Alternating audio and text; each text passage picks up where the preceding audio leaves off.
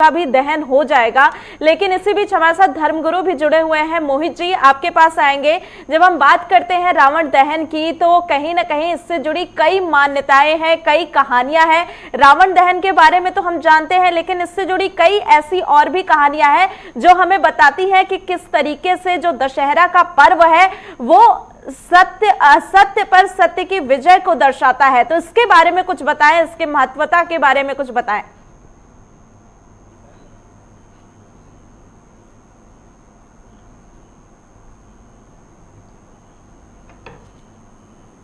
जी देखिए, गोस्वामी जी ने बड़ा अच्छा रामचरितमानस में लिखा कि डोली भूमि गिरत 10 कंधर और छुबित सिंधु सरी दिग्गज भूधर धरनि परे उदव खंड बढ़ाई चाप भाल उमरकट समुदाय। कि जब जो है रावण का शरीर पृथ्वी पर गिरा और श्री राम ने अपने बाणों से उसका सर और धड़ अलग कर दिया, तब वहां पर वानर और भालू की जो सेना थी उसके ऊपर गिरा और भूमि जो है कांपने लगी, देवता प्रसन्न हो गए, पुष्प वर्षा करने लगे।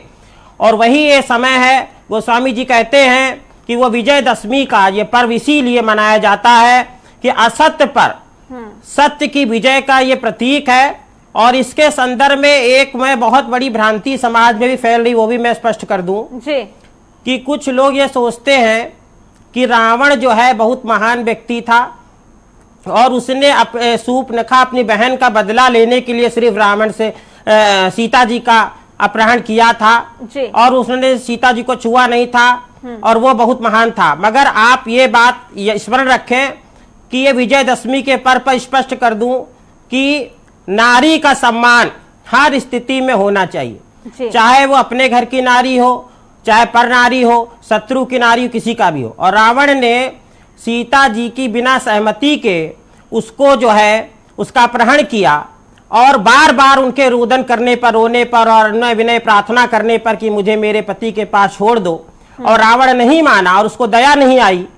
और श्री राम ने भी उसका वध करने से पूर्व संधि का प्रस्ताव भेजा, किंतु रावण ने नहीं माना। और इसलिए रावण का चरित्र कभी भी महान नहीं हो सकता है।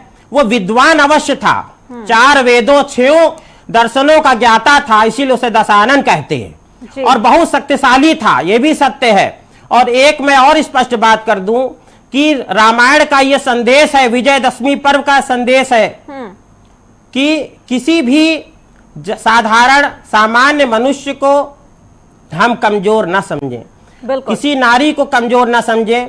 श्री राम ने बिना किसी अयोध्या के चक्रवर्ती राज्य की सहायता के बिना अपने शौर्य से, अपने बलबूते सामान्य जनजातियों को जोड़कर रावण का वध करके ये सिद्ध कर दिया है कि जन सामान्य में बहुत शक्ति होती है। जन सामान्य चाहे किसी भी सत्ता को उखाड़ के फेंक सकता है, किसी भी शक्तिशाली व्यक्ति का नाश कर सकता है। इसलिए साधारण व्यक्ति को भी कमजोर न समझें और हमेशा सदाच सत्यमेव जयते नान्यतम, सत्य की जीत होती है, सत्य की नहीं। बिल्कुल, बहुत अच्छी बात कही आपने। और इसी तरीके से तमाम ऐसे मैसेज होते हैं जो लोगों तक पहुंचने बहुत जरूरी होते हैं। जैसा कि जीतू जी आपने भी सुना होगा, मोहित जी कह रहे थे कि सत्य कितना ज्यादा जरूरी होता है। और अगर सत्य की बात करें तो आजकल के वक्त में आपने भी देखा होगा कि आजकल लोगों की आदतें हो गई है कि छोटी छोटी चीजों में झूठ बोल देते हैं, हेरा फेरी कर देते हैं, चाहे उससे उन्हें लगता है कि हम इतना कोई बड़ी गलती नहीं कर रहे हैं तो इससे किसी का नुकसान नहीं होगा। और अगर हम छोटे मोटे झूठ बोलते हैं तो ये किसी को